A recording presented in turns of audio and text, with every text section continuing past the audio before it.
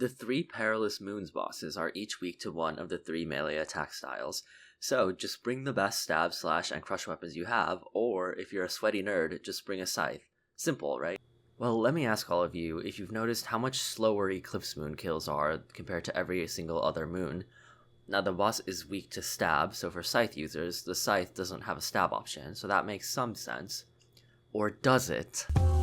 Sure, the boss is weak to stab, but it still only has a defense level of 60, and the kills are way slower than the other bosses.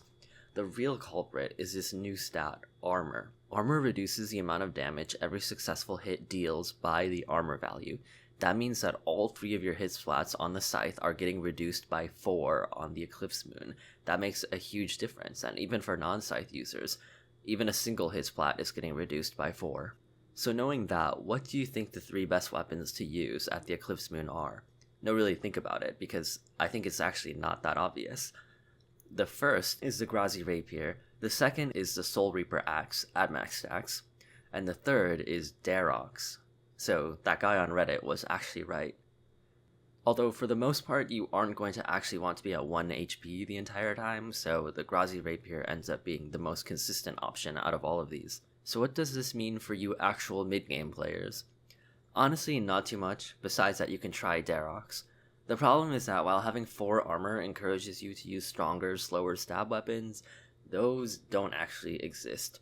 So you should probably still just be using your best stab weapon here, or Darox. For the shadow phase of the fight, its armor is reduced to 2, and because attack speed is completely irrelevant on this phase, you'll want to bring your absolute highest hitting weapon, so bring out the God Sword or the Zombie Axe, or whatever you have, and this is also obviously a great time to use the Soul Reaper Axe or Darox, although for the Soul Reaper Axe you will lose 1 stack in the transition between phases. And this is well known by now, but while you can't normally kill the boss in this phase since it just stays on 1 HP, it will actually die to some double hit weapons, so those being the Sulfur Blades, Torag's Hammers, and the Crystal Halberd special. You can kill it from 1 HP still, you have to double hit it while it's above 1 HP, but you should definitely be bringing one of these weapons. And while we're here, I just want to point out that you can actually just walk behind the moon during that phase. You'll always get hit once in the southwest, but that's it, otherwise there's no need to run. The next most interesting boss here is the Blue Moon, which has an armor of -5, meaning every successful hit you deal has its damage increased by 5. That obviously makes the scythe absolute bonkers here, since you get up to an extra 15 damage per swing, but for mid-game players this also means that the dual Makahito go absolutely crazy here and are the next best in slot, especially with the full Blood Moon outfit, which gives it a chance to attack faster. Now, despite this being a place where you're really benefiting from multiple hit splats and the crush attack style, I am very sad to say that the Torag's Hammers are still useless here. They're not better than a Dragon Mace, and that's just because of how dog the Torag's Hammers actually are. Even getting both hits increased by 5 is still not enough, which is sad, but it's reality. The Sulfur Blades also can be better than a Dragon Mace, but for lower levels it's not. So if you don't know what to use, I would just use a Dragon Mace or a Zombie Axe, which is very slightly better. If you have any better crush weapon than the Dragon Mace though, that's faster than a Zombie Axe, so that would be like a Cudgel or a Hasta, those are going to be better. Because you're getting +5 damage on every hit, it's just better generally to hit as much as possible, meaning a faster attack speed, rather than having something like a Zombie Axe.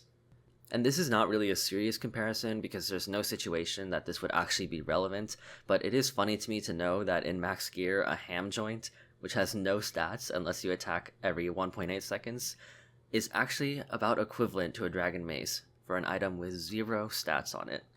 And also while I'm here, I'll just say that you can AFK the snow phase unless the boss is at really high health and you want to stop it from healing to full. If it's mid or low health, I'm always AFKing here. The least interesting of all of these is the Blood Moon, which has an armor of -2, so obviously the Scythe is great, and any fast-hitting slash weapon is great. Whip, Dragon Scimitar, etc. And actually, because it is slightly beneficial to have a faster weapon, since you're getting +2 damage every hit, the Dragon Scimitar is actually a little better than the Zombie Axe for you mid-game players. And there is a breakpoint where Sulfur Blades are also even better than Dragon Scimitar, but for mid-game players, when you're lower level with worse gear and have a little worse accuracy, the Dragon Sim works out to be a bit better since it hits a bit more. The Makahito could also be better with the full set at a certain breakpoint, but if you want to calc that out for yourself, you can. It's not generally going to be better though. And that's really all I had. I'll wrap this up with one last tip, which is to hunt your food instead of fish it, and also catch the moonlight butterflies for prayer on your way to the next boss.